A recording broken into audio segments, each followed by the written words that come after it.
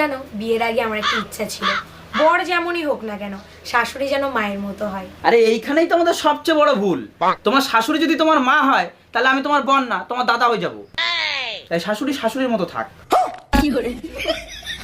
শুধু তাই না, আমার মা আমার দিদিরে যে মার মারতো, মুড়ো ঝাঁটা দিয়ে মাথার থেকে পা পর্যন্ত পিটাইতো, সারাদিন ঘরে বন্ধ করে রাখতো। ওই যদি তোমার সাথে করে তাহলে তুমি গিয়ে সবার আগে মানা নিয়ে মামলা করবা।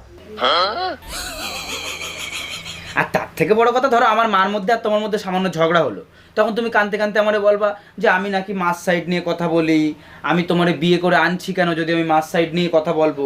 আবার ধরো আমি কখনো তোমার সাইড নিলাম, তখন আমার মা বলবে বাবু তুই এখন বিয়ের পরে মারে ভুলে গেছিস, বোর আঁচলের তলায় চলে গেছিস। এই যে একটা ব্যাপার, এই যে বাড়িতে একটা বিগ বস ফিলিং, এই ফিলিংটা তো পাবো না। তাই শাশুড়ি শাশুড়ির জায়গায় থাক, মা মার জায়গায় থাক, মার কোনো বিকল্প হয় না। তুমি কি সিরিয়াল দেখা শুরু করিছো? না, সেই দিক দিয়ে আমি পুরোপুরি সুস্থ।